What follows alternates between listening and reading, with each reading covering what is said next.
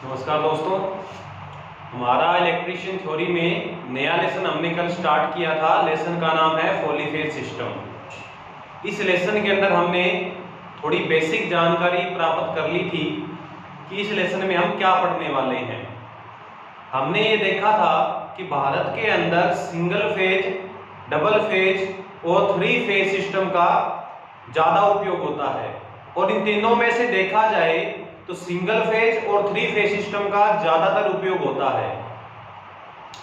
कोई भी industrial area है जहां बहुत सारी मोटरों से काम होता है, तो वहां अधिकतर सारी मोटरें 3 फेज सप्लाई से चलती हैं। और हमारे घरों की बात करें तो हमारे घरों में सिंगल फेज सप्लाई का उपयोग होता है। सिंगल फेज सप्लाई और 3 फेज सप्लाई में क्या क्या अंतर होते हैं और 3 फेज सप्लाई में क्या क्या बेनिफिट्स होते हैं, ये हम पीछे वाली क्लास में पढ़ चुके हैं। आज की क्लास में जो हम पढ़ेंगे कि 3 फेज सप्लाई के लिए कोई मोटर है या कोई अल्टरनेटर है या कोई 3 फेज का कोई ट्रांसफॉर्मर है, तो उसमें हम किस प्रकार से 3 जो हमारे फेज आते हैं, 3 फेज सप्लाई का मतलब 3 फेज हैं, तो उन 3 फेजों को उन मोटर से या ट्रांसफॉर्मर से या अल्टरनेटर से उन 3 फेजों को कैसे जोड़ा जाएगा, जोड़ने का जो क्रम है उसे हम 3 फेज के अंदर आज पढ़ेंगे। तो 2 प्रकार के क्रम हो सकते हैं, 2 प्रकार के कनेक्शन बना सकते हैं। एक हो सकता है स्टार कनेक्शन, एक हो सकता है डेल्टा कनेक्शन। उम्मीद करते हैं आज की क्लास में हम स्टार कनेक्शन सारा कंप्लीट कर लेंगे और नेक्स्ट क्लास में हम डेल्टा कनेक्शन कंप्लीट कर लेंगे। तो स्टार क्रम के अंदर, स्टार कनेक्शन के अंदर यदि हम पढ़ें तो आज हम इसको स्टार्ट करवाते हैं। टॉपिक का नाम है कनेक्शन ऑफ 3 फेज सप्लाई। देखो दोस्तों, एक बात बता देता हूं, आज की क्लास आपको तभी समझ में आएगी जब आप पीछे वाली क्लास जो मैंने स्टार्टिंग में करवाई थी, क्लास नंबर 1, उसको यदि आप ध्यान से पढ़ लेंगे, क्योंकि वहां से आप सीखेंगे कि phase voltage, line voltage, phase current, line current क्या होती है। वहां मैंने बैलेंस लोड और अनबैलेंस लोड के बारे में भी बताया था। तो वो 6 परिभाषा थी, वो 6 परिभाषा आपको वहां से याद करनी होगी, तभी आज का आपको टॉपिक समझ में आएगा। इसलिए आप सबसे पहले वो क्लास जरूर देख लें। उस क्लास का लिंक मैं इसी क्लास के अंदर डाल दूंगा, तो डिस्क्रिप्शन में आप जाकर उसका लिंक भी देख सकते हो। तो आज हम पढ़ते हैं पहला कनेक्शन, स्टार कनेक्शन। देखो दोस्तों, हमारे पास में ये 3 फेज हैं। फेज का मैंने नाम दिया A B C, और ये हमारे पास मान लो कोई मोटर है, ये हमारी कोई मोटर है जिसके अंदर 3 वाइंडिंग करी गई है, क्योंकि 3 फेज का है तो 3 वाइंडिंग करी जाएगी। 4 फेज का होगा तो 4 वाइंडिंग, 5 फेज का अगर कोई अल्टरनेटर होगा तो 5 वाइंडिंग होगी। तो ये 3 फेज की कोई मोटर है जिसके अंदर 3 वाइंडिंग है। मैंने 3 वाइंडिंग का नाम दिया है, पहली का U, दूसरी का V, तीसरी का W। ये इंडियन स्टैंडर्ड है कि प्रत्येक जो 3 फेज वाइंडिंग होती है उसका नामकरण UVW से दिया जाता है। आप कुछ और भी नाम दे सकते हो, 1 नंबर, 2 नंबर, 3 नंबर, परंतु भारतीय विद्युत नियम के अनुसार ये जो 3 फेज की कोई भी वाइंडिंग है, चाहे मोटर है, चाहे अल्टरनेटर है, चाहे ट्रांसफॉर्मर है, तो उसमें जो वाइंडिंग होती है उसमें पहली वाइंडिंग को हम U से दिखाएंगे, ये सिरा U1, ये सिरा U2, ये दूसरी वाइंडिंग V है, ये V1, ये V2, ये तीसरी वाइंडिंग W है, तो ये W1, ये W2। इस प्रकार से हम देखते हैं कि टोटल हमारे पास में 6 सिरे प्राप्त होते हैं। कोई मोटर हो या ट्रांसफॉर्मर हो या अल्टरनेटर हो, उसमें वाइंडिंग के हमें अगर कोई 3 फेज का है ट्रांसफॉर्मर या अल्टरनेटर या मोटर, तो उसमें आउटपुट में कितने हमें कनेक्शन या कितने पॉइंट मिलेंगे हमें, तो हमें पॉइंट मिलेंगे टोटल 6, 1 2 3 4 5 6 पॉइंट मिलेंगे हमें टोटल। इसे हम बोलेंगे U1, इसे हम बोलेंगे U2, ये V1, V2, W1, W2। इस प्रकार से 6 सिरे हैं हमारे पास। कोई मोटर से बाहर आउटपुट में 6 सिरे आ गए। अब इस मोटर को हमें 3 फेज सप्लाई देनी है, हमारे पास 3 फेज के लिए अंदर कितने फेज आएंगे? 3 फेज आएंगे। टोटल कितने फेज आएंगे? 3 फेज आएंगे। अब सिरे तो है 6, पॉइंट तो है 6, परंतु हमारे पास सप्लाई के सिरे 3 है। तो 6 तारों पर या 6 पॉइंट पर हम 3 सिरे कैसे लगाएंगे? 6 सिरों पर हम 3 जो फेज हैं वो किस प्रकार से लगाएंगे, उसके लिए हम कनेक्शन बनाते हैं। और पहला कनेक्शन है हमारा स्टार कनेक्शन। स्टार को हम हिंदी में बोलते हैं तारा संयोजन। स्टार माने तारा। तो ये जो अब स्टार कनेक्शन आएगा किस प्रकार से बनेगा, आप थोड़ा ध्यान से देखें कि हम स्टार कनेक्शन बनाने के लिए क्या करेंगे कि ये जो 2-2 वाले सिरे हैं, प्रत्येक वाइंडिंग का जो 2 नंबर सिरा है उसे हम आपस में जोड़ लेंगे। कोई तार से, कोई वायर से इसको आपस में हम जोड़ लेंगे। बाकी जो 3 सिरे बच चुके हैं 1-1-1 वाले, उसको हम सप्लाई दे देंगे।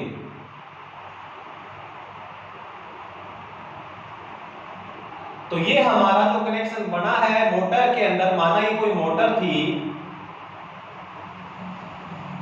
ये मोटर का कौन सा कनेक्शन बन चुका है? स्टार कनेक्शन बन चुका है, कि जिसमें हमने 2-2 वाले जो सिरे थे वो तो हमने शॉर्ट कर दिए, 2-2 नंबर वाले जो सिरे थे वो हमने शॉर्ट कर दिए और 1-1 नंबर वाले सिरों पर तीनों phase supply they the. A phase, B phase और सी फेज जो सप्लाई था हमारा, उसको हम सप्लाई से जोड़ देते हैं। तो ये जो कनेक्शन बनता है इसे बोलते हैं स्टार कनेक्शन। तो दोस्तों सबसे पहले आपको स्टार कनेक्शन बनाना आना चाहिए। इसको मैं सरल भाषा में आपको बताऊं तो इसको हम इस प्रकार से बना सकते हैं। ये हमारी U वाइंडिंग है, ये U1 सिरा, ये U2 सिरा। आपको इस बात का पता चल गया था जब हमने पहली क्लास लगाई थी कि 3 फेज के अंदर क्या होता है कि 3 फेज में जब कोई मोटर हो, चाहे ट्रांसफॉर्मर हो, चाहे अल्टरनेटर हो, उसके अंदर हम जो वाइंडिंग करते हैं, पहली वाइंडिंग और दूसरी वाइंडिंग के बीच में जो कोण होता है वो होता है 120 डिग्री का। ये हम पढ़ चुके हैं। तो इससे 120 डिग्री पर मैं दूसरी वाइंडिंग बनाऊं तो ये तो यहाँ तो 90 हुआ और यहाँ लगभग 120 डिग्री हो गया।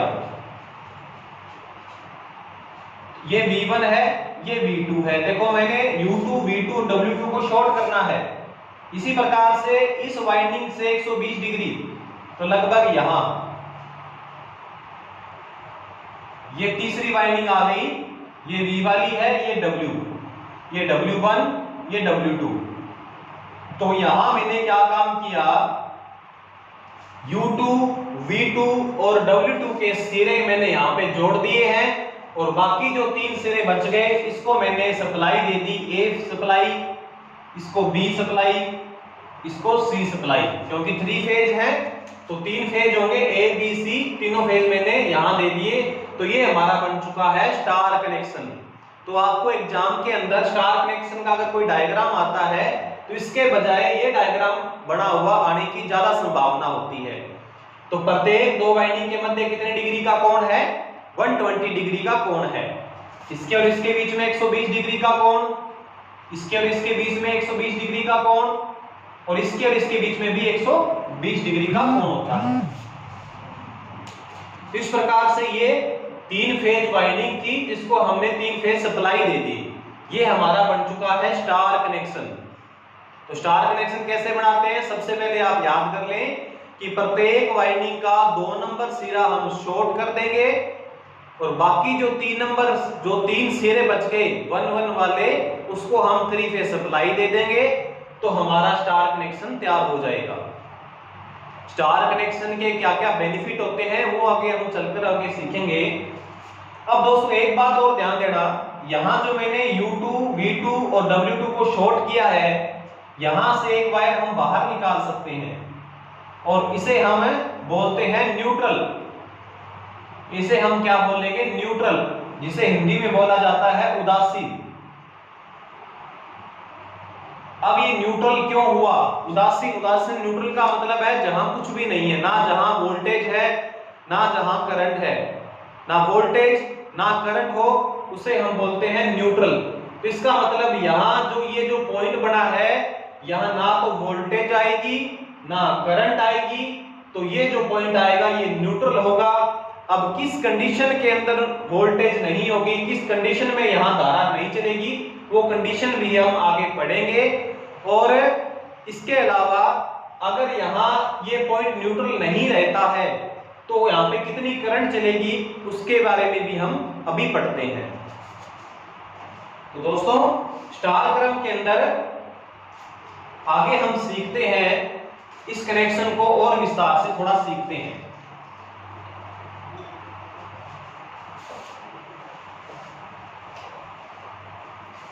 इसको हम यहां दोबारा ड्रॉ कर लेते हैं।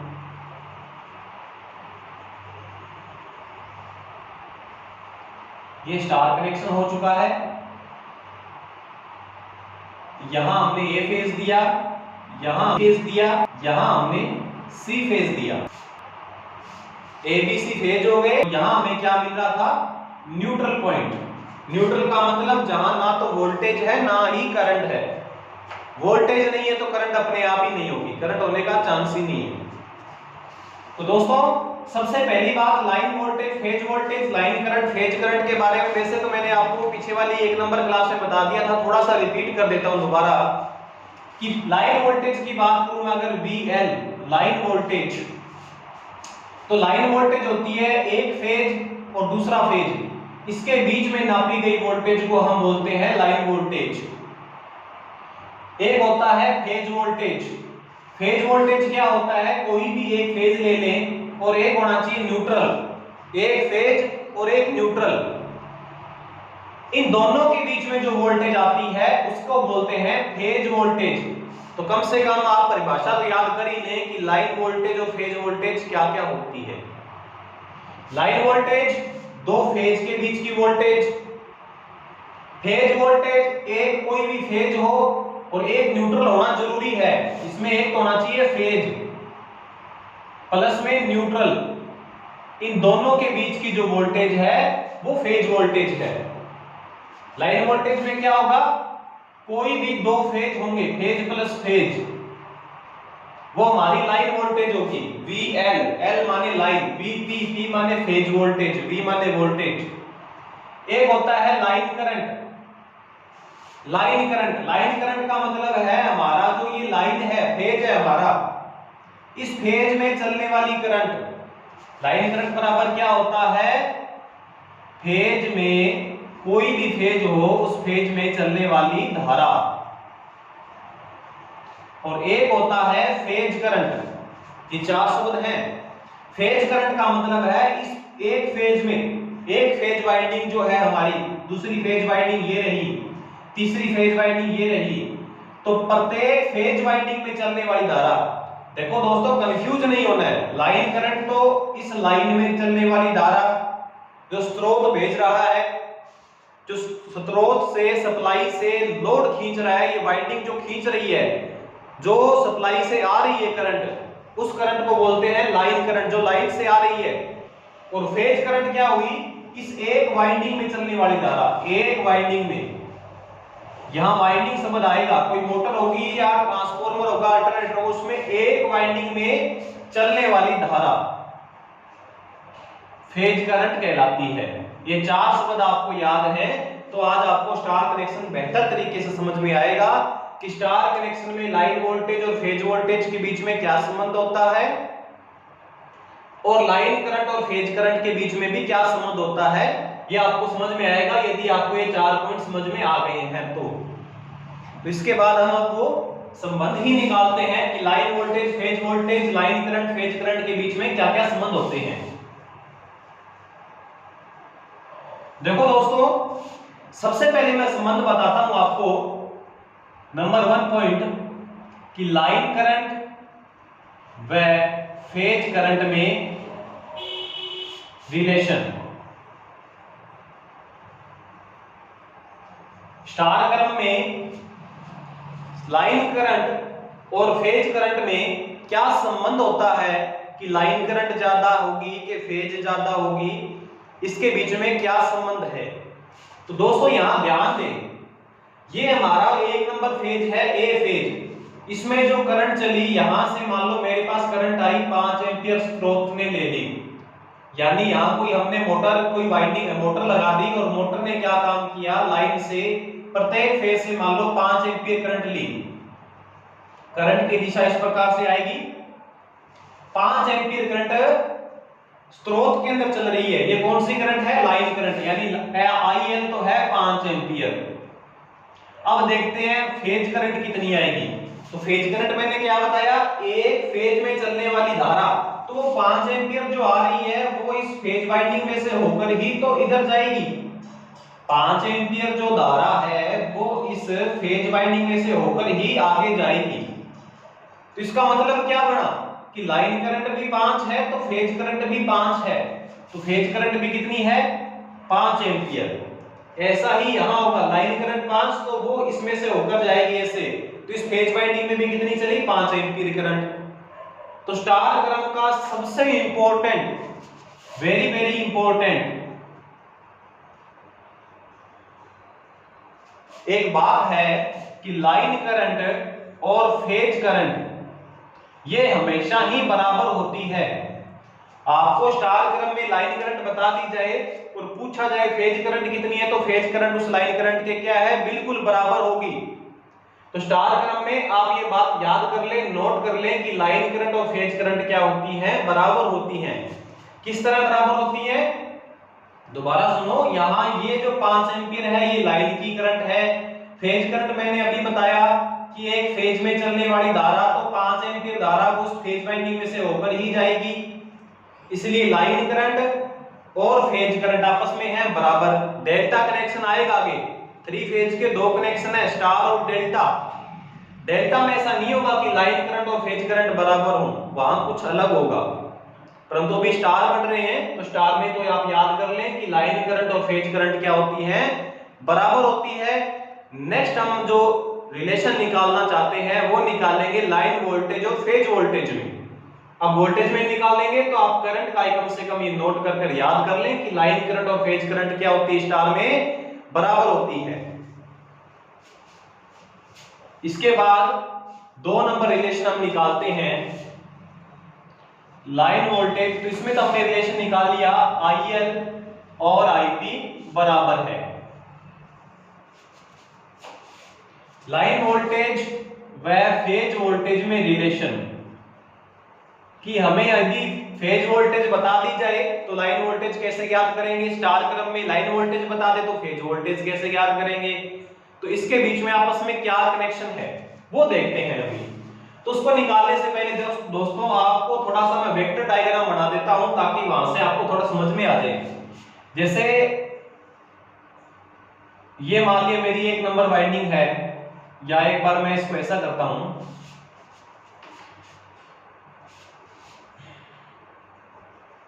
छोटा रूप देख लेते हैं। 120 डिग्री से ये वाइंडिंग आगे होगी, यहां इसके बीच में भी 120 डिग्री कोण बनेगा। ये A फेज है, ये B फेज है और ये C फेज है। तो यहां ये फेज आया इस वाइंडिंग के अंदर, यहां इस वाइंडिंग में B फेज आया, इस वाइंडिंग में ये C फेज आया। तो दोस्तों मैं आपको थोड़ा इसका वेक्टर अगर डायग्राम अगर हम इसका समझें, तो वेक्टर डायग्राम समझें तो ये मेरा है EB, वोल्टेज है तो मैं EB लिख देता हूं, ये EA, ये EC। EA का मतलब A फेज की वोल्टेज, चाहे VA लिख सकते हो आप, EB माने दूसरे, मैं इसको VA लिख देता हूं। पहले फेज की वोल्टेज यहां, दूसरे फेज की वोल्टेज यहां, तीसरे फेज की वोल्टेज यहां। तो अगर आपको इस सॉल्यूशन को निकालना है कि लाइन वोल्टेज और फेज वोल्टेज में क्या रिलेशन है, तो थोड़ा आपको वेक्टर के बारे में पता होना चाहिए। वेक्टर के बारे में आपको ये पता होना चाहिए कि जैसे ये B फेज है, इसके बीच में 120 डिग्री का कोण है, तो मेरे को निकालना है कि लाइन वोल्टेज तो मेरे पास ये रही, VB और VC के बीच की वोल्टेज को लाइन वोल्टेज बोलूंगा, और फेज वोल्टेज किसको बोलते हैं हम, एक कोई फेज हो और एक होना चाहिए न्यूट्रल, उसको हम फेज वोल्टेज बोलते हैं। तो लाइन वोल्टेज और फेज वोल्टेज में रिलेशन निकालना है आपको, तो थोड़ा सा एक काम करना पड़ेगा हमें। हम क्या काम करते हैं कि मेरे को VB और ये अब आपको बता रहा हूं वेक्टर रूप, वेक्टर से हम इसको करते हैं। वेक्टर से करने के लिए क्या करते हैं, मेरे को VB और VC के बीच की वोल्टेज निकालनी है, तो मेरे को क्या काम करना पड़ेगा, इसको मैं क्या काम करूंगा, इसको थोड़ा सा आगे बढ़ा लेते हैं, इस प्रकार से आगे बढ़ा लेते हैं, या एक काम करते हैं, वो एक ही बात है, इसको यहां से पीछे बढ़ा देते हैं। ये हमारा VB फेज था, तो ये भी VB फेज ही है, ये नेगेटिव में हो गया क्योंकि इसके बिल्कुल विपरीत दिशा में हो गया। एक ही बात है, हम इसको ऐसा करके भी एक समांतर चतुर्भुज बना सकते हैं और इस प्रकार से भी समांतर चतुर्भुज बना सकते हैं। ये रहा। इसके बाद में ये है हमारा BC फेज, इसको हम इस प्रकार से मिला देते हैं और यहां से एक विकर्ण खींचते हैं जो VB और VC बिल्कुल बीच में से निकलेगा। देखो दोस्तों, हमने क्या काम किया है कि जो हमारा VB फेज था उसको पीछे की तरफ बढ़ा दिया और इसको बिल्कुल बराबर में इसके एक लाइन खींच दी, क्योंकि मेरे को लाइन वोल्टेज निकालनी है। लाइन वोल्टेज निकालनी है, लाइन वोल्टेज होती है एक फेज और दूसरे फेज के बीच की वोल्टेज, दूसरे दोनों फेज के बीच की वोल्टेज, इसलिए मैंने यहां से बिल्कुल बीच में एक लाइन निकाल दी। तो ये जो हमारी वोल्टेज होगी ये होगी लाइन वोल्टेज। देखो दोस्तों, मैंने क्या काम किया है कि यहां से एक फेज पीछे की तरफ बढ़ाया, यहां से इसके बराबर एक समांतर चतुर्भुज बना दिया। समांतर चतुर्भुज इसलिए बनाया क्योंकि समांतर चतुर्भुज का एक नियम ये कहता है कि समांतर चतुर्भुज का कोई विकर्ण हो, यह समांतर चतुर्भुज का नियम है जो हम फिजिक्स में पढ़ते हैं कि समांतर चतुर्भुज का एक नियम होता है कि समांतर चतुर्भुज में जो विकिरण होता है, कोई पैरेललोग्राम के अंदर जो विकिरण होता है, वो विकिरण क्या काम करता है, अगर वेक्टर डायग्राम से देखेंगे तो वो इन दोनों के बीच का होगा, एकदम वो इन दोनों के बीच का मान बताएगा। जो विकिरण होगा वो इन दोनों के बीच का मान बताएगा, क्योंकि मैं यहां वोल्टेज ज्ञात कर रहा हूं तो इन दोनों के बीच की वोल्टेज ये विकिरण बताएगा। विकिरण का मतलब एक किनारे से दूसरे किनारे को मिलाने वाली रेखा, तो ये जो विकिरण है ये इन दोनों के बीच का मान बताएगा। तो दोनों के बीच का मतलब क्या हुआ, लाइन वोल्टेज, क्योंकि ये भी फेज है ये भी फेज है, तो दोनों की वोल्टेज कौन सी होगी, लाइन वोल्टेज। और फेज वोल्टेज मेरे पास मान लो ये रही, ये कहता है ये फेज है तो ये फेज वोल्टेज है, तो VC तो फेज वोल्टेज है और VL मेरे पास लाइन वोल्टेज है। तो समांतर चतुर्भुज का एक नियम होता है दोस्तों, समांतर चतुर्भुज का एक नियम होता है कि यहां मान लो P सदिश है, यहां Q सदिश है और यहां इसके बीच का R सदिश है। यदि आपको R का मान ज्ञात करना है, इन दोनों के बीच का R का मान ज्ञात करना है, तो एक फार्मूला होता है R² बराबर P² plus Q² plus 2PQ cos alpha. Alpha होता है P और Q के बीच में बना हुआ कोण। अगर आपको इस समांतर चतुर्भुज का विकिरण ज्ञात करना है तो एक फार्मूला है ये, और अल्फा जो है वो P और Q के बीच में बना हुआ कोण है। ये फार्मूला कैसे बनता है इसको भी हम सीख सकते हैं, परंतु थोड़ी क्लास बड़ी हो जाएगी और इसको सीखने का हमारा कोई बेनिफिट भी नहीं मिलेगा, इसलिए आप डायरेक्ट ये फार्मूला याद कर लें कि यदि समांतर चतुर्भुज में विकिरण ज्ञात करना हो तो वो विकिरण इस प्रकार से निकलेगा, अल्फा होगा P व Q के बीच में बना हुआ कोण। तो यहां यदि मैं अल्फा देखूं तो यहां एक मेरा फेज ये रहा, एक फेज ये रहा, इसके बीच में कोण था अपने VC और VA के बीच में कोण था 120 डिग्री का। VA और VC के बीच में कोण टोटल था 120 डिग्री का, क्योंकि वो सीख लिया था हमने कि प्रत्येक फेज के बीच में 120 डिग्री का कोण होता है। तो इसके बाद में ये जो VB मैंने जो लाइन निकाली है, गुजारी है, ये बिल्कुल एकदम बीच में है। ये बिल्कुल क्या आएगी, VC और VA के बिल्कुल बीच में आएगी।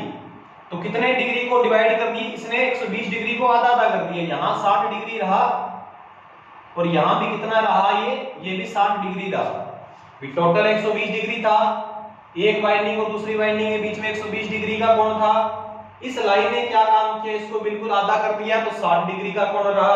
तो VA और VB के बीच में 60 डिग्री का कोण है। ये मेरी लाइन वोल्टेज है क्योंकि दोनों के बीच में जा रही है। इसी प्रकार से दोनों के बीच में R सदिश था, तो ये दोनों के बीच का मान बता रहा था, कुल मान बता रहा था। तो अब मेरे को लाइन वोल्टेज ज्ञात करनी है, तो वो फार्मूले में मैं यहां इसमें मान रख देता हूं। R का मतलब है मेरा यहां से लाइन वोल्टेज, तो लाइन वोल्टेज की स्क्वायर। P का मतलब है पहला फेज मेरा है VC की स्क्वायर। Q का मतलब है दूसरा फेज है VB की स्क्वायर। माइनस में है तो माइनस में लेने का कोई मतलब नहीं है यहाँ पे, क्योंकि वो एक ही फेज है।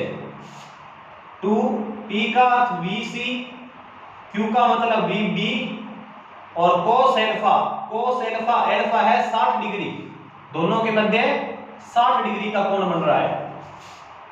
इसको यदि हम आगे हल करें तो VL की स्क्वायर, VC है एक फेज, तो मैं इसको लिख देता हूं फेज, लिख देता हूं सीधा ही फेज। VB भी दूसरा फेज है, दूसरा फेज की स्क्वायर, क्योंकि दोनों फेज का मान बराबर होगा। एक फेज वोल्टेज, दूसरी फेज वोल्टेज, तीसरी phase voltage, total 3 phase voltage होगी, तीनों फेज वोल्टेज बराबर होगी। 2 यहां भी फेज वोल्टेज, यहां भी फेज वोल्टेज, तो फेज वोल्टेज का हो गया स्क्वायर।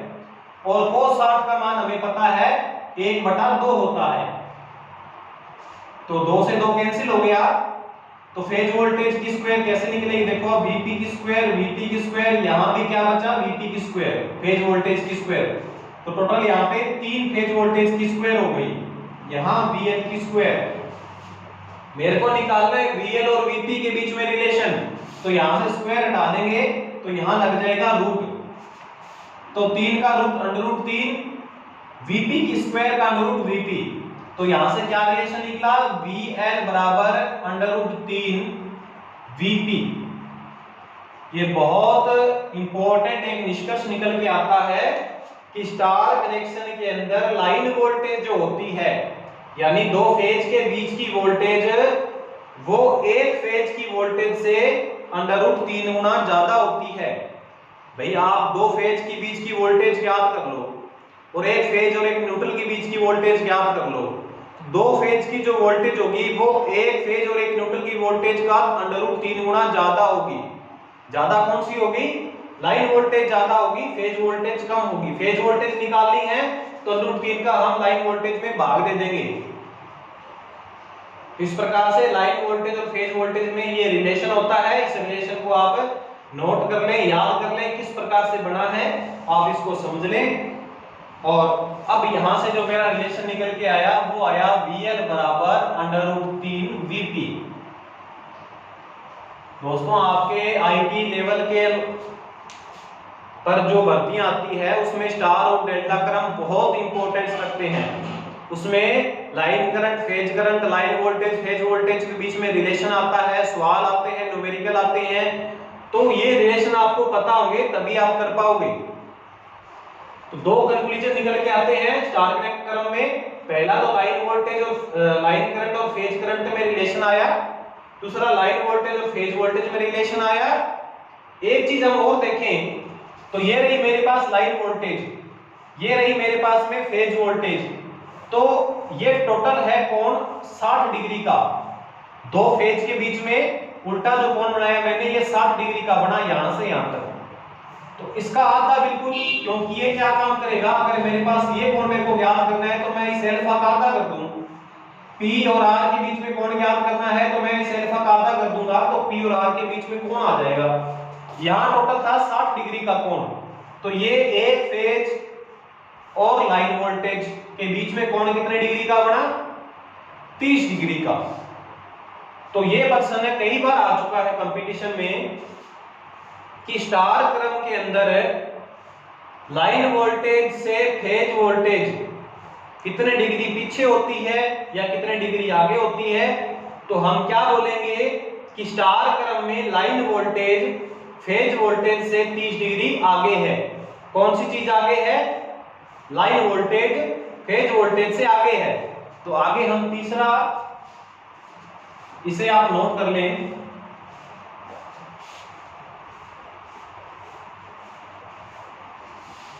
तीसरी बात हम ये लिखेंगे कि VL कोमा VP से 30 डिग्री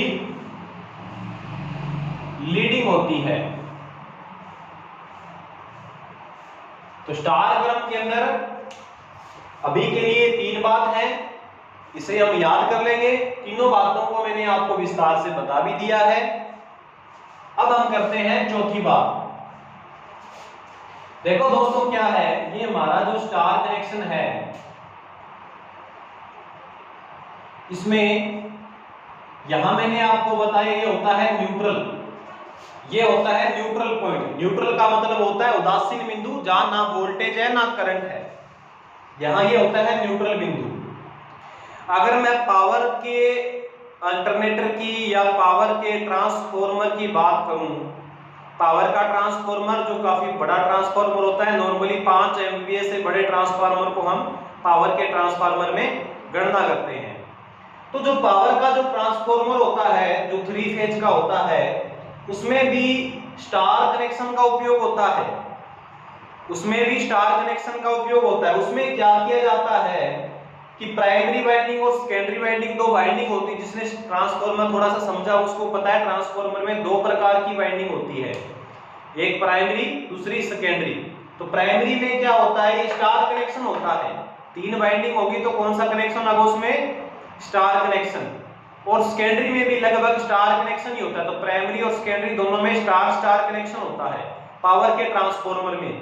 उसका बेनिफिट देखो दोस्तों क्या होता है कि ये जो न्यूट्रल पॉइंट निकलता है, इस न्यूट्रल पॉइंट को हम कर देते हैं ग्राउंड, अर्थ कर देते हैं इस न्यूट्रल पॉइंट को। तो कई बार ये पूछा जाता है कि स्टार कनेक्शन के अंदर न्यूट्रल बिंदु को अर्थ से क्यों जोड़ा जाता है, या न्यूट्रल बिंदु को पावर ट्रांसफार्मर में किससे जोड़ेंगे, फेज से, न्यूट्रल से या अर्थ से। तो न्यूट्रल बिंदु को किससे जोड़ा जाएगा, अर्थ से। उस अर्थ से जोड़ने का क्या बेनिफिट है, तो वो बात हम अब समझते हैं। देखो दोस्तों क्या होता है कि इस ट्रांसफार्मर की ये मान लो प्राइमरी वाइंडिंग है, माना मेरे पास इसमें क्या है कि सेकेंडरी वाइंडिंग भी होगी और प्राइमरी वाइंडिंग भी होगी। सेकेंडरी वाइंडिंग में लोड लगता है, प्राइमरी वाइंडिंग को हम सप्लाई देते हैं। मान लिया कि सेकेंडरी वाइंडिंग में क्या है कि एक फेज पे तो लगा है रेजिस्टिव लोड, एक फेज पे लगा है इंडक्टिव लोड, एक फेज पे लगा है कैपेसिटिव लोड, या तो ऐसा कुछ है, या यहाँ पे मान लो तीनों ही रेजिस्टिव लोड है। रेजिस्टिव लोड के बारे में हम पढ़ चुके हैं, लेकिन ऐसा है कि यहाँ 50 वाट का लोड लगा इस वाइंडिंग पे, यहाँ 100 वाट का लोड लगा है, यहाँ 1000 वाट का लोड लगा है। तीनों फेजों पर अलग अलग लोड लगे हैं। 3 फेज हैं, तीनों फेजों पर लोड कनेक्ट होगा। लोड कनेक्ट होगा तो एक फेज पे मान लिया इतने वाट का लोड लगा है, दूसरे फेज पे इतने वाट का लोड लगा है, तीसरे फेज पे इतने वाट का लोड लगा है। आपको मैं थोड़ा सा इसके बारे में थोड़ी सी एक जानकारी और दूं समझने के लिए। जैसे मान लो हमारे घरों में सप्लाई की बात करें तो एक गली में एक ट्रांसफार्मर लगा होता है जिसे हम बोलते हैं डिस्ट्रीब्यूशन ट्रांसफार्मर। डिस्ट्रीब्यूशन ट्रांसफार्मर में क्या होता है, उसकी जो दूसरी वाइंडिंग होती है सेकेंडरी, वो स्टार में जुड़ी होती है। तो स्टार में जुड़ी होती है तो एक फेज और एक न्यूट्रल मान लो एक गली में चला गया, 1 नंबर गली में, एक फेज एक न्यूट्रल दूसरी गली में, एक फेज एक न्यूट्रल मान लो तीसरी गली में चला गया। तो अब ये तो पक्का नहीं है ना कि 1 नंबर गली का जो लोड है वो 2 नंबर गली के लोड के बिल्कुल बराबर होगा, ऐसा तो नहीं है। और 2 का 3 नंबर गली के लोड के बराबर होगा, तीनों में अलग अलग प्रकार का होगा। तो होता क्या है, न्यूट्रल का वैसे काम होता है, न्यूट्रल में धारा नहीं चलती। आगे जाके मैं आपको इस कनेक्शन में सिखाऊंगा कि यहाँ पे धारा क्यों नहीं चलती है। न्यूट्रल बिंदु हमने इसको क्यों बोला, धारा इसमें क्यों नहीं चलती है। वो धारा तब तक नहीं चलेगी जब तक इन तीनों में बराबर लोड लगा है। स्टार कनेक्शन में न्यूट्रल बिंदु में धारा तब तक नहीं चलती जब तक इन तीनों में बराबर लोड लगा है। चाहे वो 100 वाट के हैं, चाहे कितने भी वाट के हैं, तीनों में यदि बराबर मान का लोड लगा है तो न्यूट्रल में करंट नहीं चलती है। परंतु तीनों में बराबर मान का यदि लोड नहीं लगाओ और नॉर्मली बराबर मान का लोड नहीं होता तो क्या होता है कि तीनों फेजों में करंट अलग अलग होगी। पहले लोड बराबर था तो तीनों फेजों में करंट बराबर थी, परंतु अब लोड अलग अलग हो गया, इसलिए तीनों फेजों में करंट अलग अलग होगी। एक फेज में कुछ होगी, दूसरे फेज में कुछ होगी, तीसरे फेज में कुछ होगी, तीनों फेजों में करंट अलग अलग होगी। तो उस कंडीशन में क्या होता है कि हमारा कोई फेज खराब ना हो जाए, क्योंकि एक फेज में करंट कम होगी तो दूसरे में ज्यादा होगी। तो हमारा एक फेज खराब ना हो जाए, एक फेज वाइंडिंग खराब ना हो जाए, उस चीज से बचाने के लिए न्यूट्रल को ग्राउंड से जोड़ा जाता है कि जो अनबैलेंसिंग करंट थी, जो बैलेंस में नहीं थी करंट, जो बैलेंस खराब कर रही थी करंट, वो करंट न्यूट्रल से होकर ग्राउंड में चली जाएगी। अब उस अनबैलेंसिंग करंट का मान निकालने का फार्मूला भी आपको बताऊंगा अभी, कि यदि यहाँ पे अलग अलग लोड लगे हैं, अलग अलग धारा चल रही है, तो फिर इस न्यूट्रल में कितनी करंट चलेगी।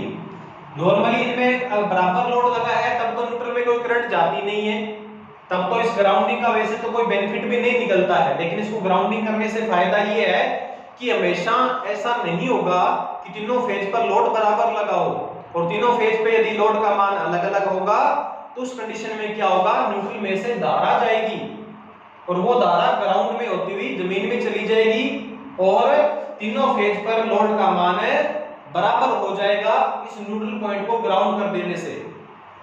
तो एक बात हम नोट करेंगे कि बैलेंस्ड लोड में न्यूट्रल बिंदु से गुजरने वाली धारा का मान 0 होता है। यह प्रश्न भी बहुत इंपॉर्टेंट है, पूछा जा सकता है कि यदि तीनों फेज पर बैलेंस लोड लगा है, बैलेंस का मतलब बराबर मान के लोड लगे हैं, तो उस कंडीशन में न्यूट्रल बिंदु में धारा कितनी गुजरेगी, 0 एम्पियर। जब लोड लगा हो बिल्कुल बैलेंस, तीनों फेज पर बराबर बराबर मान के लोड लगे हैं, उस कंडीशन में न्यूट्रल बिंदु से कोई धारा नहीं गुजरती है। पांचवा पॉइंट हम ये पढ़ेंगे कि स्टार कनेक्शन में न्यूट्रल को किससे जोड़ा जाता है, अर्थ से, ग्राउंड से, अर्थ से जोड़ा जाता है। वो अर्थ से इसलिए जोड़ा जाता है कि यदि कभी इन तीनों फेज पर अलग अलग लोड लगा होगा तो उस कंडीशन में अलग अलग धारा चलेगी। तो क्या हो सकता है, जिस फेज में ज्यादा धारा चलेगी वो फेज वाइंडिंग खराब हो सकती है। तो पावर का मान लो ट्रांसफॉर्मर है एक बहुत बड़ा, जो कि 5 करोड़ 6 करोड़ की रुपए तक से भी ज्यादा का आता है। अब तीनों फेजों पे अलग अलग लोड लगा है, तो एक फेज में तो ज्यादा करंट है, एक फेज में कम करंट है। अगर एक फेज वाइंडिंग ज्यादा करंट के कारण जल गई तो सारा ट्रांसफॉर्मर ही हमारा खराब हो गया। बहुत सारे रिएक्शन हो सकते हैं, ज्यादा करंट चलने से ऑयल गर्म हो सकता है, ब्रीदर खराब हो जाएगा, इस प्रकार से बहुत सारे नुकसान हैं। यदि अनबैलेंस लोड है, बैलेंस्ड लोड नहीं अनबैलेंस है, तीनों फेज पे अलग अलग लोड लगा है, और नॉर्मली हमेशा अलग अलग ही लोड लगा होता है, तीनों फेज पर बराबर करंट कभी नहीं आता। मैं खुद एक ट्रांसमिशन डिपार्टमेंट में काम करता हूं, तो हम देखते हैं कि वहां पर बराबर तीनों फेज पर लोड कभी नहीं आता, हमेशा ही तीनों फेज पे अलग अलग लोड लगा होता है। तो उस कंडीशन में क्या होता है, अगर तीनों फेज में अलग अलग लोड लगा होगा तो न्यूट्रल में से करंट गुजरेगी और वो करंट ग्राउंड हो जाएगी और तीनों फेज पे करंट का मान बराबर करने का प्रयास करेगा। करंट यानी न्यूट्रल में से गुजरती रहती है, और न्यूट्रल में से कितनी करंट गुजरेगी उसका भी एक फार्मूला है जो हम आगे पढ़ेंगे। परंतु अभी याद करें कि बैलेंस लोड में न्यूट्रल बिंदु से गुजरने वाली धारा 0 और स्टार कनेक्शन में न्यूट्रल को हमेशा किससे जोड़ा जाएगा, अर्थ से जोड़ा जाएगा। अब आपको मैं ये चीज बताऊंगा कि बैलेंस लोड में न्यूट्रल से धारा 0 क्यों गुजरती है। जब लोड बैलेंस लगा दिया हमने तो उस कंडीशन में धारा का मान 0 क्यों होगा, तो उसके बारे में यदि चर्चा करें तो उसके लिए आपको एक 3 फेज का इस प्रकार से उसकी वेव फॉर्म पता होनी चाहिए। ये पहला फेज की वेव फॉर्म है, ये हम पहली क्लास में कर चुके हैं। इससे 120 डिग्री आगे, इससे 120 डिग्री आगे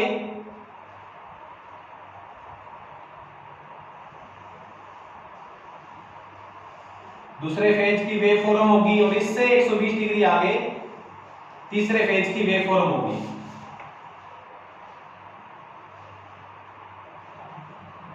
इसको पीछे बढ़ाएं।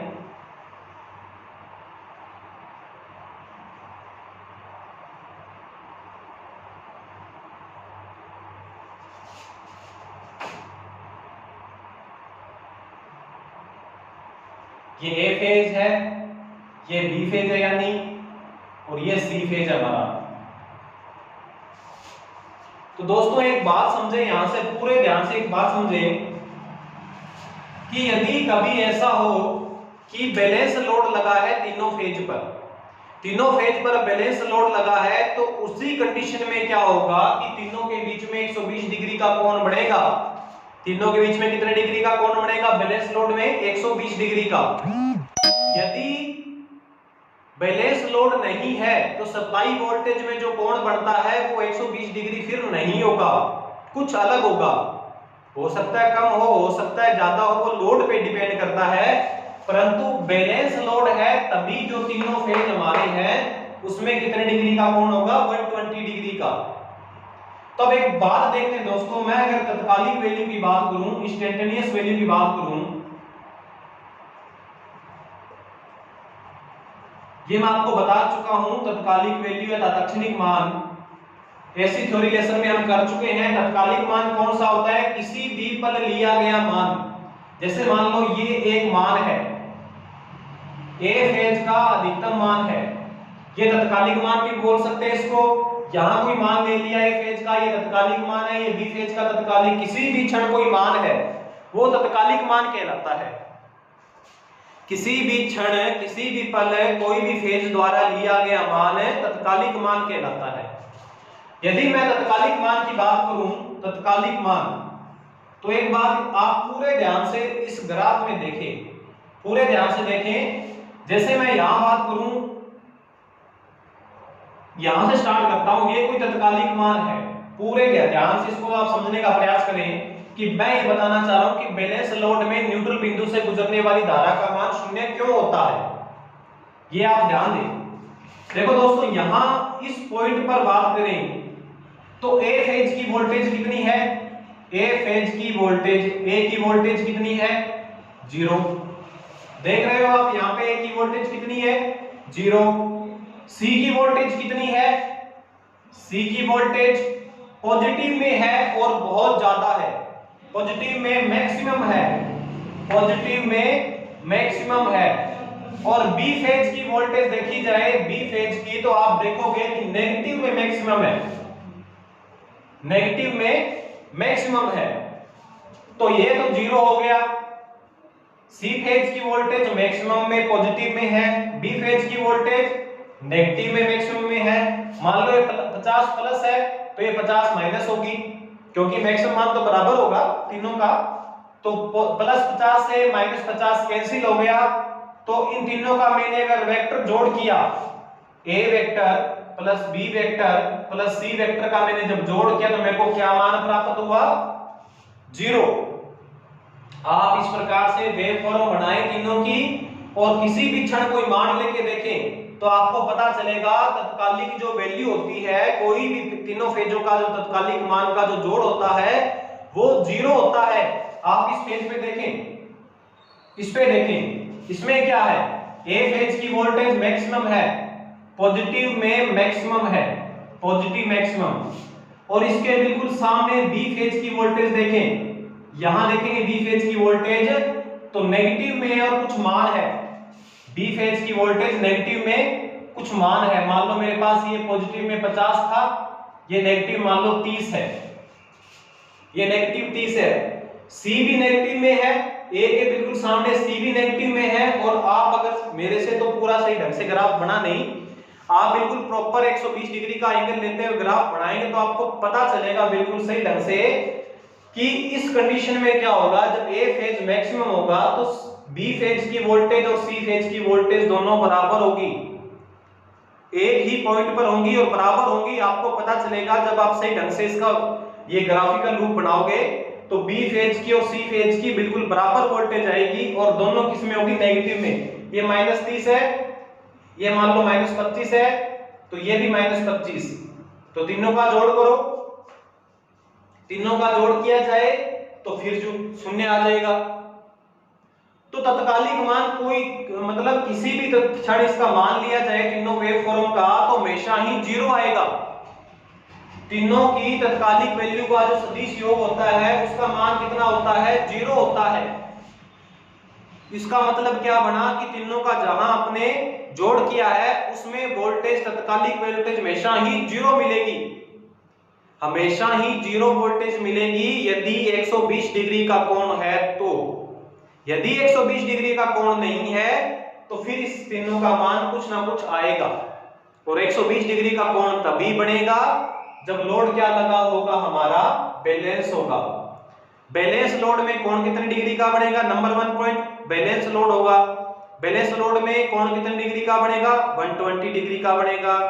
120 डिग्री का बनेगा तो इसमें जो तत्कालिक में वैल्यू का जो तीनों का जो जोड़ आएगा वो सदैव ही कितना आएगा, सदैव ही 0 आएगा।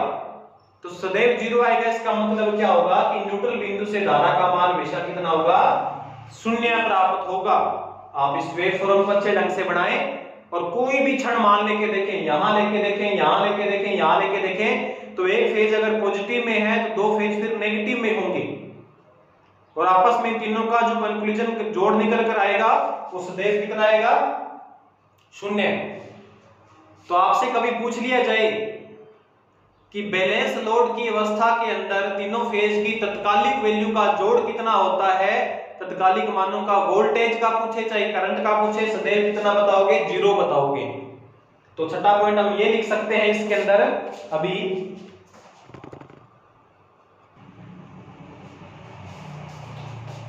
छठा पॉइंट हम लिख लेते हैं इसमें। अब 6 नंबर पॉइंट हमारा रहेगा कि स्टार कनेक्शन, ये तो हमारे लिखने की आवश्यकता नहीं क्योंकि स्टार कनेक्शन ही चल रहा है, तो कि इस कनेक्शन में बैलेंस लोड की अवस्था में, बैलेंस लोड की अवस्था में प्रत्येक फेज, या लिख लेंगे तीनों फेज की तात्कालिक मानों का सदिश योग, इसे हम सदिश योग लिखेंगे, बीजगणितीय योग अभी नहीं लिखेंगे, सदिश योग 0 होता है। सदिश योग इसका हमेशा 0 होता है। इसको हम वक्र के द्वारा ग्राफिकल रूप से भी समझ लिया हमने, ग्राफिकल रूप से समझ लिया, और इसको मैं आपको एक फार्मूलों से भी समझ के बता सकता हूं कि ये तत्कालिक मानों का ये जोड़ 0 क्यों होता है। इसका मतलब आप कहीं ये मत समझ लेना कि तत्कालिक मान के वैल्यू का मान 0 है तो हमारी कोई मोटर है या ट्रांसफॉर्मर अल्टरनेटर काम नहीं करेगा, ऐसा नहीं है। अगर ए फेज कुछ काम कर रहा है तो बी फेज उसके नेगेटिव में है, इस प्रकार से ए फेज का मान घटेगा तो बी फेज का मान जुड़ेगा, तो इस प्रकार से कुछ ना कुछ एक फेज हमेशा काम करता ही रहेगा। इसलिए बोलते हैं कि 3 फेज का जो टॉर्क होता है वो स्मूथ होता है। तो इसको यदि हम कुछ अलग तरीके से करके और देखें, ये तो हमने इसको ग्राफिकल रूप से देख लिया भी 0 होता है तत्कालिक वैल्यू, लेकिन इसको अगर हम फार्मूलों से कुछ करके देखें तो अभी निकाल के देखते हैं। देखो मेरे पास में E1 पहले फेज की वोल्टेज V1, तत्कालिक मान का फार्मूला होता है Vm sin ओमेगा t। ये फार्मूला कैसे बना था इसके बारे में भी मैं आपको एसी थ्योरी लेसन के अंदर बता चुका हूं। V2 दूसरा फेज होगा वो Vm sin omega t, omega t से 120 डिग्री आगे, 120 डिग्री आगे। ये मेरा 1 नंबर फेज है, इससे 120 डिग्री आगे 2 नंबर फेज होगा, इसकी चर्चा हम कर चुके हैं। और 3 नंबर फेज होगा, उसको मैं ऐसा लिख लेता हूं Vm sin omega t minus 120 degree. ये माइनस मैंने इसलिए लिखा, ये मान लो A फेज है, ये B फेज है, ये C फेज है। तो A फेज की कोण आ गया A और B के बीच में 120 डिग्री का, B और C के बीच में भी कितने का है 120 डिग्री का। परंतु ये अपने चल रहे हैं और A और C के बीच में देखा जाए, A और C के बीच में देखा जाए तो 240 डिग्री का एंगल बनता है। मेरे को पता लगाना है कि V1 से V3 कितना आगे है, तो कितना आगे है 240 डिग्री आगे है। या मैं ये लिख सकता हूं कि 120 डिग्री पीछे है, टोटल कोण होता है 360 डिग्री का। तो मैं ये बोल सकता हूं कि A से C फेज 240 डिग्री आगे है या 120 डिग्री पीछे है। कौन पीछे है? A पीछे है। ऐसे मान लिया कि A फेज 120 डिग्री से माइनस 120 डिग्री से पीछे है, तो या तो यहाँ पे आप प्लस 240 लिख सकते हो, और इसको मेरे को आसान बनाना है इसलिए मैं इसमें यहाँ पे क्या लिख देता हूँ माइनस 120 लिख देता हूँ। आप प्लस 240 लिखकर भी इसको हल कर सकते हो। ये इसका तत्कालिक मान आ गए, ये हमारे पास तीनों फेजों के तत्कालिक मान आ गए और तीनों का हम कर देते हैं जोड़। तो Vm sin omega t plus Vm sin omega t plus 120 degree, इसी प्रकार से Vm sin omega t minus 120 degree.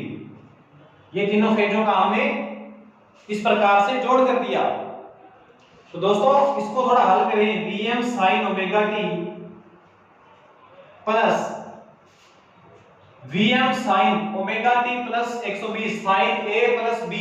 sin a plus b का फार्मूला ट्रिग्नोमेट्री में आता है, sin a प्लस b का फार्मूला होता है sin a cos b plus cos a sin b।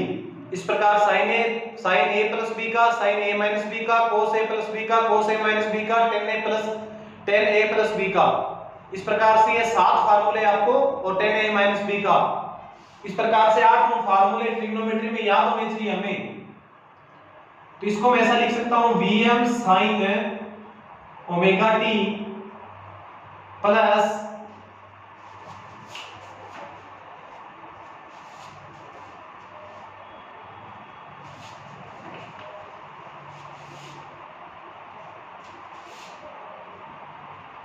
cos 120 degree plus Vm cos omega t sin 120 degree.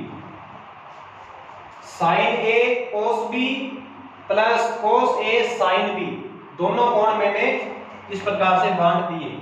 Same इसी प्रकार से Vm sin omega t cos 120 degree minus, क्योंकि ये minus का है तो मेरे को माइनस लगाना पड़ेगा, minus Vm sin 120 degree cos omega t।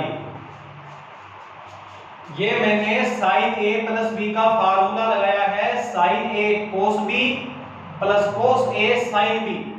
ये ट्रिग्नोमेट्री के अंदर आपको फार्मूले याद होने चाहिए। तो अब थोड़ा इसको हल करें। तो Vm sin 120 degree cos omega t ये हमें कहीं और दिख रहा है, तो ये रहा, सेम है और दोनों में निशान उल्टे हैं, तो आपस में कैंसिल हो गए। तो क्या बचा हमारे पास में Vm sin omega t plus Vm sin omega t cos 120 degree plus Vm sin omega t cos 120 degree. ये दोनों तो बराबर है, ये दोनों तो बराबर है। इसको मैं लिख देता हूं प्लस का 2 लगा देता हूं और इसको यहां से साफ कर देते हैं। एक ही बात है, Vm sin omega t cos 120 degree, Vm sin omega t cos 120 degree 2 है तो मैंने 2 लगा दिया। Vm sin omega t plus 2 Vm sin omega t cos 120 degree का मान निकालना है आपको। तो इसको cos 120 डिग्री का मान निकालना है तो मैं इसको यहां निकाल कर बता देता हूं। cos 120 डिग्री को हम लिख सकते हैं cos 90 प्लस 30, cos 90 प्लस 30 तो cos 90 प्लस 30, तो 90 वाला दूसरे चतुर्थांश में चला जाता है, दूसरे चतुर्थांश में cos नेगेटिव होता है, और cos 90 प्लस 30 का cos 90 प्लस थीटा होता है sin थीटा, यानी sin 30। तो sin 30 का मान होता है 1/2, तो cos 120 डिग्री का मान होता है 1/2, माइनस में 1/2, तो इसका मान है -1/2। cos 120 डिग्री का मान -1/2 उस तरीके से निकलता है, 2 से 2 कैंसिल हो गया, तो Vm sin ओमेगा t, ये माइनस का आगे चला जाएगा निशान, प्लस इंटू माइनस, माइनस होता है Vm sin ओमेगा t, दोनों बराबर है, कैंसिल हो गए आपस में, तो कितना बचा 0।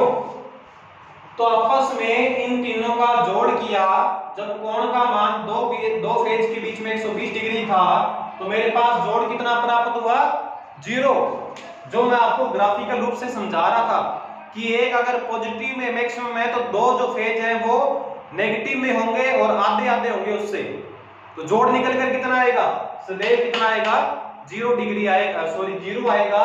तो तीनों फेजों का तत्कालिक जो मान होता है वो कितना होता है 0, ये आप ग्राफिकल रूप से समझ सकते हो, और इस प्रकार से तत्कालिक मानों का जोड़ करके भी आप सीख सकते हो, और इसको आप नोट कर लें।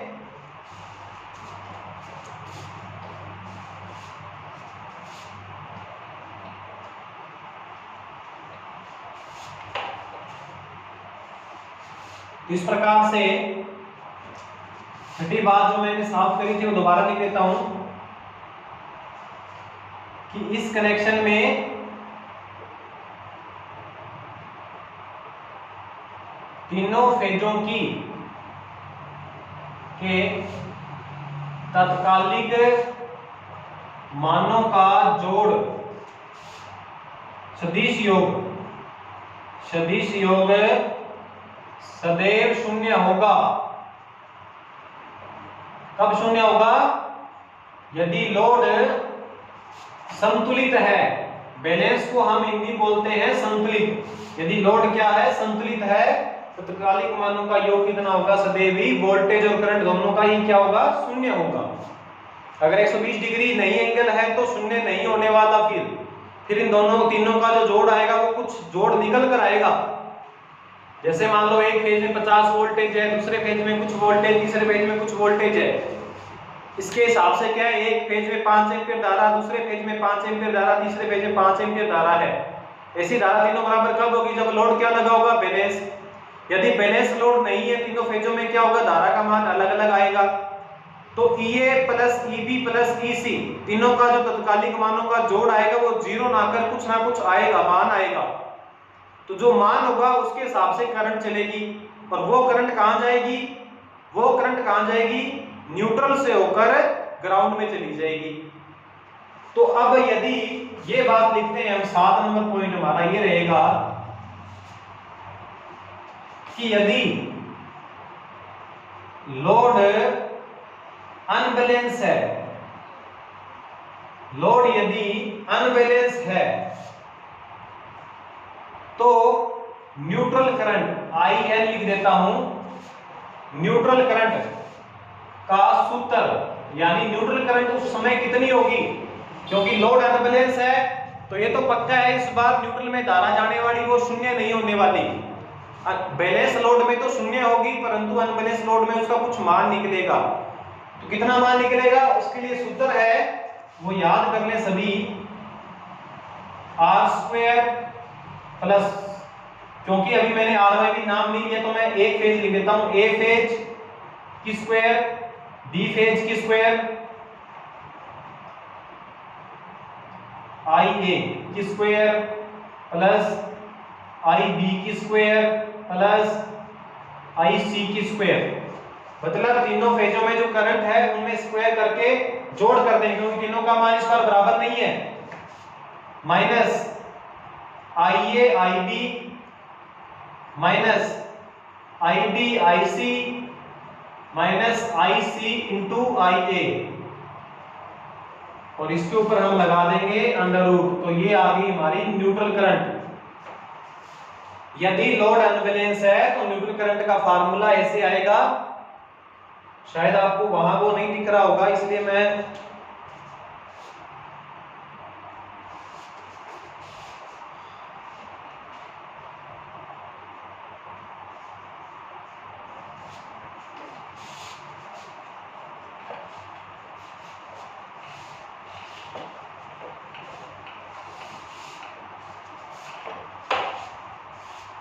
तो हम ये पढ़ रहे हैं कि यदि तीनों फेज में करंट का मान बराबर नहीं है, लोड अनबैलेंस है, तो अनबैलेंस कंडीशन में न्यूट्रल करंट आएगी, वो आएगी आई ए की स्क्वायर, आई बी की स्क्वायर, आई सी की square minus I A I B minus I B I सी।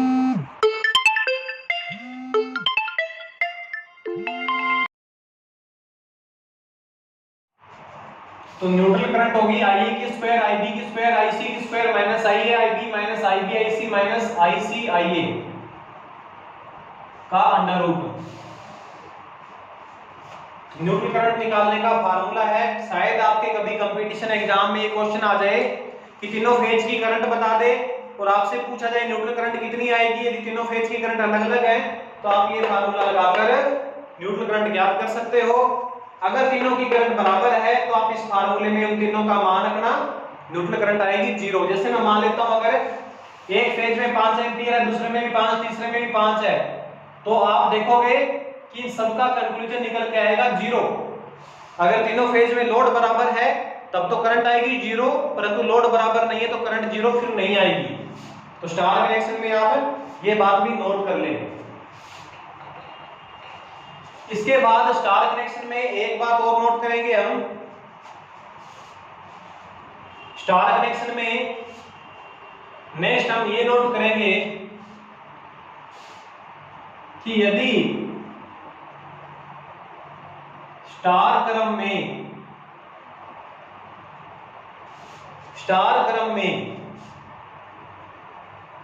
एक फेज वाइंडिंग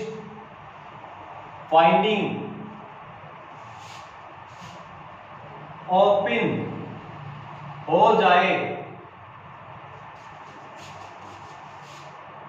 तो पावर कितनी मिलेगी।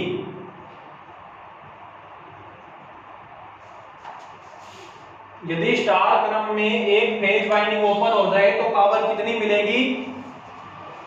ये बहुत इंपॉर्टेंट एक प्रश्न है जो कई बार कंपटीशन में आ चुका है कि स्टार क्रम में यदि एक फेज ओपन हो जाए, फेज का भी सेम बनेगा, एक फेज वाइंडिंग की जगह पर एक फेज लिखा हो सकता है सीधा, एक फेज ओपन हो जाए या एक फेज वाइंडिंग ओपन हो जाए तो उस कंडीशन में पावर अब कितनी मिलेगी, जितनी पहले मिल रही थी उतनी पावर मिलेगी।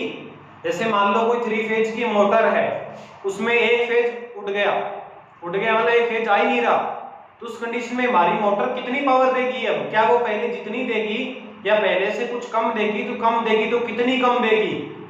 तो उसके लिए आपको एक मैं थोड़ा सा सोल्व करके बताता हूँ और सिखाता हूँ कि एक फेज ओपन हो जाए स्टार क्रम में, यदि एक या फिर एक फेज वाइंडिंग ओपन हो जाए, मोटर में से एक फेज वाइंडिंग ओपन हो गई, या तो देखो दोस्तों एक फेज ओपन हो गया, एक फेज नहीं आ रहा, ए बी सी 3 फेज थे, एक फेज नहीं आ रहा, कौन सा भी नहीं आ रहा, या फिर 3 फेज वाइंडिंग थी, उन 3 फेज वाइंडिंग में से एक फेज वाइंडिंग ओपन हो गई स्टार क्रम में, तो उस कंडीशन में मोटर कितनी पावर देगी। तो कितनी पावर देगी, तो पावर का फार्मूला निकालते हैं। सबसे पहले पावर का फार्मूला होता है, सिंगल फेज में होता है V into I into cos five, single phase में ये फार्मूला होता है। 3 फेज में क्या होगा, 3 VI कोस फाइव, 3 VI कोस फाइव, ये फेज है सारे के सारे, क्योंकि सिंगल फेज में फेज करंट फेज वोल्टेज थी, 3 फेज में भी फेज वोल्टेज फेज करंट होती है, उसको हम 3 से गुणा कर देंगे, 3 गुना पावर मिलती है स्टार क्रम के अंदर 3 फेज के अंदर। अब देखो दोस्तों 3 इंटू Vp जो होता है, अभी मैंने बताया VL बराबर √3 Vp, तो Vp क्या हो जाएगा VL बटा √3, तो Vp बराबर VL बटा √3। IP और IL तो बराबर है, मैं इसको IL के फॉर्म में निकालना चाहता हूं, लाइन वोल्टेज लाइन करंट के रूप में निकाले तो पावर का फार्मूला देखो क्या बनता है, 3 को √3 से काटा तो ऊपर √3 रह गया, 3 को हम लिख सकते हैं √3 इंटू √3, तो 1 √3 से 1 √3 कट जाएगा, 1 बच जाएगा, VL IL cos 5 पावर के ये दो फार्मूले हैं थ्री फेज में, बहुत इंपॉर्टेंट है। फेज वोल्टेज फेज करंट बताए तब तो ये फार्मूला लगाएंगे, लाइन वोल्टेज लाइन करंट बताए तब ये फार्मूला लगाएंगे। दोनों फार्मूले आप नोट कर लें, याद कर लें। अब मैं बताता हूं आपको कि यदि एक फेज उठ जाए या ओपन हो जाए तो क्या होगा। तो P बराबर है √3 VL IL cos फाई। मान लिया मेरे पास लोड रेजिस्टिव है तो cos फाई का मान 1 होता है, तो cos फाई को एक बार छोटा। IL निकालते हैं सबसे पहले लाइन करंट और फेज करंट बराबर है। स्टार क्रम के अंदर लाइन करंट फेज करंट बराबर है और फेज करंट निकालना है ओम के नियम के अनुसार, फेज वोल्टेज बटे में प्रतिरोध, फेज वोल्टेज बटा में प्रतिरोध। और फेज वोल्टेज होता है वो होता है VL बटा √3 और R इसके बटा में पड़ा था, तो IL क्या आ गया VL बटा √3 इंटू R। तो मैं इसको ऐसा लिख देता हूं, पावर बराबर √3 इंटू VL, IL का मैंने मान निकाल लिया VL बटा √3 R। √3 से √3 कैंसिल हो गया, पावर बराबर VL की स्क्वायर बटे R। तो स्टार क्रम के अंदर आप स्टार क्रम ओनली फॉर स्टार क्रम के अंदर आप पावर का सूत्र ये भी लगा सकते हो, ये भी सही है, ये भी लगा सकते हो जब लोड क्या लगा हो रेजिस्टिव, तो पावर का सूत्र हो गया ये।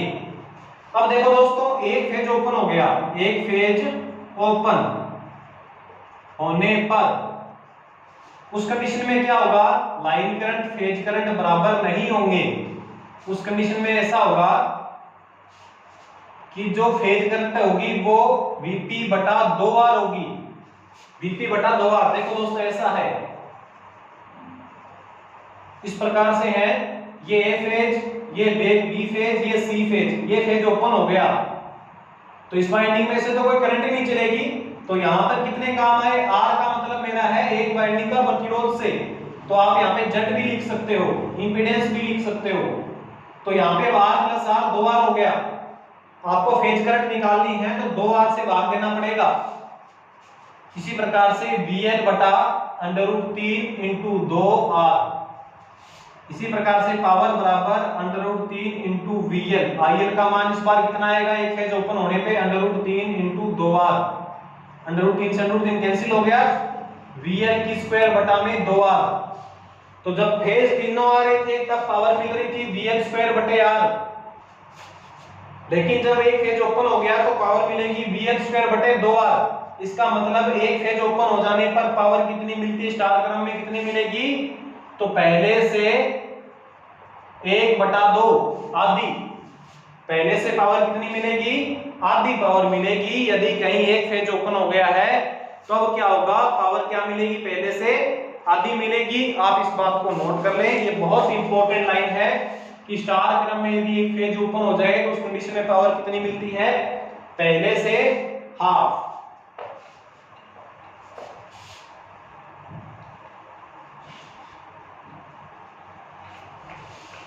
उसके बाद स्टार क्रम के अंदर एक बात और लास्ट रह जाती है जो थोड़ी इंपॉर्टेंट है कि स्टार क्रम का बेनिफिट क्या है।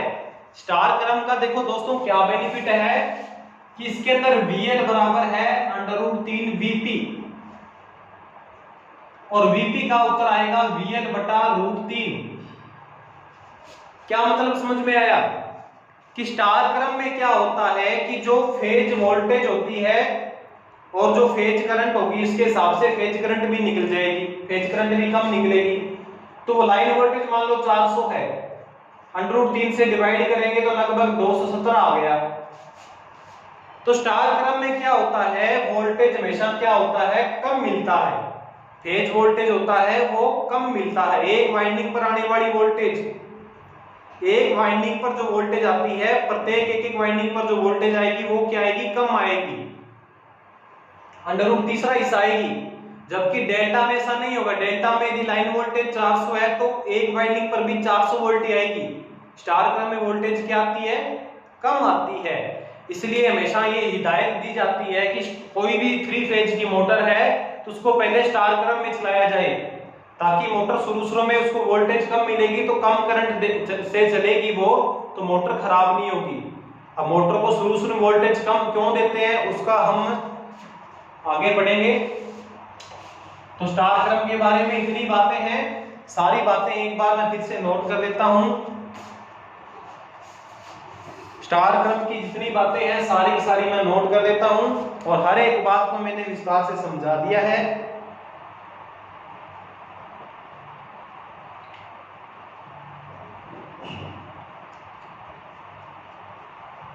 स्टार क्रम की सबसे पहली बात मैंने आपको बताई, नंबर 1 बात, इसमें IN और IP बराबर होते हैं, ये मैंने आपको समझा दिया। नंबर 2 बात मैंने समझा दी आपको, पूरा डेरिवेट करके बता दिया कि लाइन वोल्टेज फेज वोल्टेज का √3 होता है। √3 को फेज वोल्टेज से गुणा करेंगे तो लाइन वोल्टेज निकलेगी। इसका मैंने आपको समांतर चतुर्भुज का नियम बताकर और R² बराबर P² plus Q² plus 2PQ cos alpha से इसको मैंने डेरिवेट करके भी आपको दिखा दिया कि सूत्र कैसे बना। इसके बाद तीसरी बात हम क्या याद करेंगे कि स्टार कनेक्शन में क्या मिलता है, इस कनेक्शन में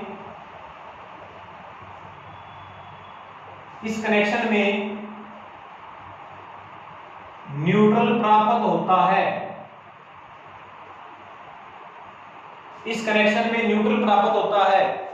ये मैंने क्यों बोला, इस कनेक्शन में न्यूट्रल प्राप्त होता है। आगे कल हम पढ़ेंगे डेल्टा कनेक्शन, उसमें न्यूट्रल नहीं मिलने वाला, उसमें न्यूट्रल पॉइंट नहीं होगा। न्यूट्रल पॉइंट केवल किसमें मिलेगा, स्टार क्रम के अंदर। मैंने आपको वो भी बता दी न्यूट्रल कैसे मिलता है। चौथी बात कि बैलेंस लोड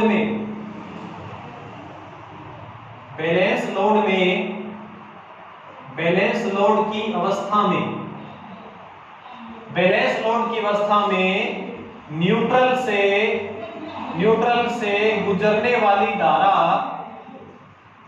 से गुजरने वाली धारा सदैव कितनी होगी, 0। बैलेंस लोड की अवस्था में न्यूट्रल से गुजरने वाली धारा कितनी होगी, 0। उसके बाद बैलेंस लोड की अवस्था में ही तीनों फेज के मध्य 120 डिग्री का कोण बनता है तथा इन सभी फेजों के तात्कालिक मानों का, चाहे वोल्टेज है या करंट है, का सदिश योग 0 होता है। ये मैंने बात आपको 2 तरीकों से बता दी है दोस्तों। ये मैंने 2 तरीकों से आपको बता दिया। एक तो आपको ग्राफिकल तौर पे बता दिया किस प्रकार तात्कालिक मान 0 होंगे। एक मैंने आपको Vm sin omega t plus 120 degree, Vm sin omega t minus 120 degree, इसको मैंने जोड़ करके भी आपको 0 करके बता दिया है। छठी बात, यदि लोड अनबैलेंस है तो IN 0 के बराबर नहीं होगा। कैंसिल कर दिया मैंने, न्यूट्रल से करंट 0 फिर नहीं होगी, 0 नहीं होगा। उसका सूत्र यानी कि होगी तब IN होगा। IN बराबर क्या होगा, पहले फेज की करंट का स्क्वायर प्लस दूसरे फेज की करंट का स्क्वायर प्लस तीसरे फेज की करंट का स्क्वायर माइनस, इस प्रकार से आप ये फार्मूला, किस प्रकार से फार्मूला बनता है ये इसको डेरिवेट कर सकते हैं हम, परंतु कोई ज्यादा बेनिफिट नहीं है, इसलिए कोई फायदा नहीं है तो नहीं कर रहे। ये फार्मूला है आईएन ज्ञात करने का, न्यूट्रल करंट ज्ञात करने का, जब लोड क्या है, बैलेंस नहीं है तब। इसके बाद मैंने आपको बता दिया कि यदि स्टार क्रम में एक फेज या एक वाइंडिंग ओपन हो जाए तो पावर पहले की अपेक्षा आधी हाफ रह जाएगी। पावर हाफ रह जाएगी। आठवीं बात, पावर का सूत्र, स्टार क्रम में पावर ज्ञात करनी हो तो पावर का सूत्र, एक तो सूत्र ये है 3 Vp Ip cos phi, क्योंकि एसी के अंदर एसी धारा है, 3 फेज एसी धारा है, तो cos phi तो फिर आएगा ही आएगा। या एक सूत्र हो सकता है √3 VL IL cos phi, star क्रम के बता रहा हूं, ओनली फॉर स्टार क्रम। और केवल ये दोनों तो आप डेल्टा में भी लगा सकते हो, लेकिन केवल स्टार के लिए आप लगा सकते हो पावर का सूत्र VL² लिख देता हूं, इंपीडेंस। तो अगर आपको स्टार क्रम में केवल लाइन वोल्टेज और इंपीडेंस बताए या प्रतिरोध बताए, प्रतिरोध और इंडक्टेंस बता रखा है, तब आप इंपीडेंस निकाल सकते हो। यदि आपको प्रतिरोध और इंपीडेंस, प्रतिरोध और इंडक्टिव रिएक्टेंस बता रखा है, तो आप जब इस प्रकार से निकाल भी सकते हो। ये हम ऐसी थ्योरी में इसका फार्मूला सीख चुके हैं, दोनों फार्मूले आप नोट कर लें। तो ये 8 पॉइंट है दोस्तों, 8 पॉइंट में हमारा स्टार क्रम खत्म हो जाता है। अगर 1-2 पॉइंट बच गए हैं और मेरे अभी अगर दिमाग में नहीं आ रहे, तो मैं आपको नेक्स्ट क्लास जो हमारी आएगी डेल्टा क्रम वाली, उसमें बता दूंगा। लेकिन अधिकतम ये 8-9 पॉइंट ही बनते हैं स्टार क्रम के अंदर। ये सारे पॉइंट बहुत इंपॉर्टेंट है, सारे पॉइंटों को आपको याद करना है। और उम्मीद करता हूं आपको ये जो एक एक पॉइंट मैंने बताए हैं, आपको पूरे विस्तार से समझाए भी हैं और आपके समझ में आए होंगे। और जो पहली बार इसको करते हैं थोड़ा सा मुश्किल लगता है, लेकिन बार बार आप अगर खुद मेहनत करोगे तो ये आपको आने लग जाएंगे। 8 पॉइंट को मैंने आपको विस्तार से बताया, सबको डेरिवेट करके बताया, इसको आप याद कर लें। और 1-2 पॉइंट जो रह गए हैं कि न्यूट्रल को हम हमेशा ग्राउंड से जोड़ेंगे। न्यूट्रल को किससे जोड़ा जाता है? ग्राउंड से जोड़ा जाता है, तो वो बात भी आप थोड़ा सा याद कर लें।